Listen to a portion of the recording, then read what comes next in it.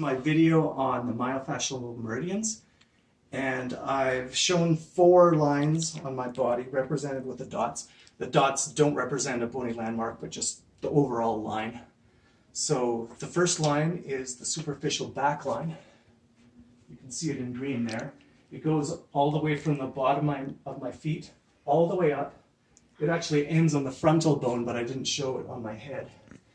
And the postural function of that line, the superficial back line, helps keep the body upright, stops it from flexing too much forward, and it supports the body in full upright extension. So just maintains posture like that.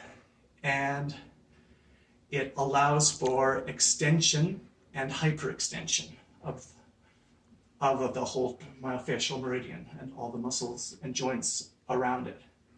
So something like this.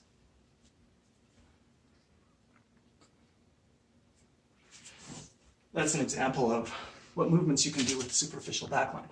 The superficial front line, posturally it helps balance the superficial front line. So the front line helps balance the superficial back line, and I showed it in yellow dots here. Goes all the way from on the top of the toes and ends at the fascia of the skull. So the movement is to flex the trunk, the hips, and extend the knee and dorsiflex.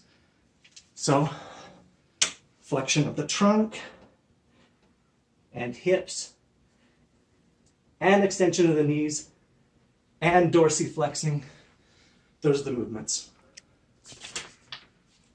The lateral line, and I've shown it in red here, goes up the leg and then crisscrosses the side of the body, and it goes up to the mastoid process. So I didn't show the mastoid process.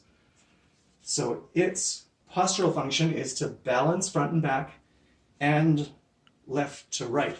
So balancing in general is what it does posturally. Now, the movement, the lateral flexion of the trunk, something like this. Abduction of the leg,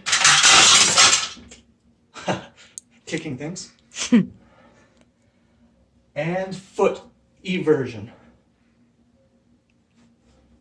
Did you get the foot eversion?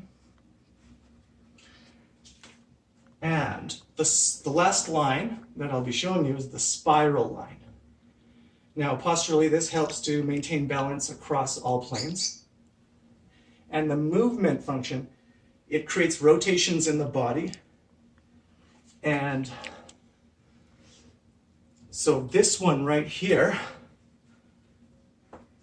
it'll be stretching one portion of the upper line, the upper portion of this line, and contracting the other. So if I do this, see this part right here is contracting. This part right here, on the other side, is stretching. If you want to make that one more difficult, a progression, you can go on the other side. Makes it a little bit harder.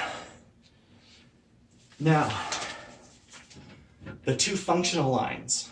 There is the functional back line and the functional front line.